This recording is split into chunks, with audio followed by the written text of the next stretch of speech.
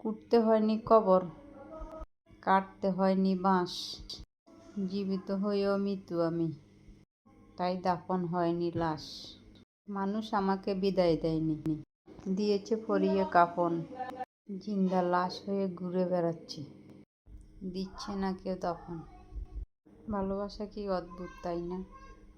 কে ভালোবাসা পেয়ে অবহেলা করে, আবার কেউ একটু ভালোবাসা পাওয়ার জন্য দিনরাত প্রার্থনা করে।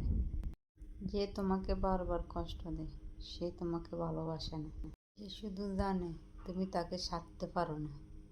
কারণ সে জানে যা কিছু হোক না কেন তুমি কখনো তাকে ছেড়ে যাবে না, তুমি থাকবে। ভালো লাগলে পেজটা ফলো করবেন। আসলে এরকম সম্মুখীন আমি নিজে হয়েছি, তাই কথাগুলো আপনাদের সাথে বলি। সে নিদারুণভাবে কষ্ট দিয়ে যায়।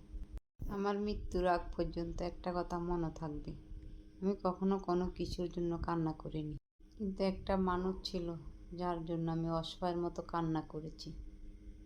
সেদিন বুঝেছিলাম জীবনের সবচেয়ে শক্ত মানুষও ভেঙে পড়ে যখন কষ্টটা আসে সবচেয়ে প্রিয় মানুষটার কাছ থেকেই আসে।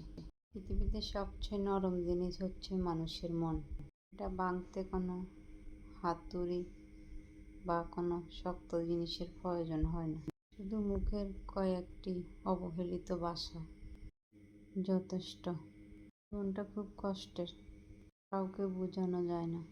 মনটা খুব অসহায়, কিন্তু কাউকে দেখানো যায় না। জীবনে অনেক কিছু চাওয়ার থাকে, পাওয়া যায় না। বাস্তবতার থেকে একটা জিনিস শিখে নিলাম, চুপচাপ মেনে নিলে সবার কাছে ভালো হওয়া যায়।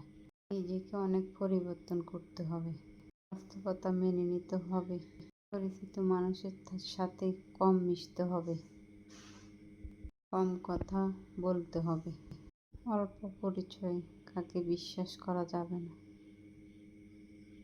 আল্লাহ ব্যতীত অন্য কারোর কাছে কখনো আশা করা যাবে না, আর কখনো আশা করবেনও না কারো কাছে।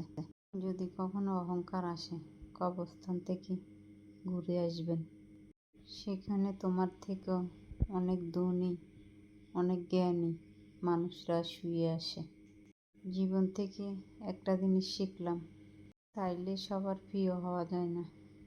মানুষ তখনই একলা থাকতে চায় তার সাজানো স্বপ্নগুলো চোখের সামনে এক নিমেষে তিলে তিলে ভেঙে যায়। বিষ জিভে দিলে জীবন শেষ, আর মানুষের কথাগুলো কানে গেলে জীবন শেষ। ভালো লাগলে সবাই পেজটা ফলো দিবেন, কথাগুলো মনে রাখবেন।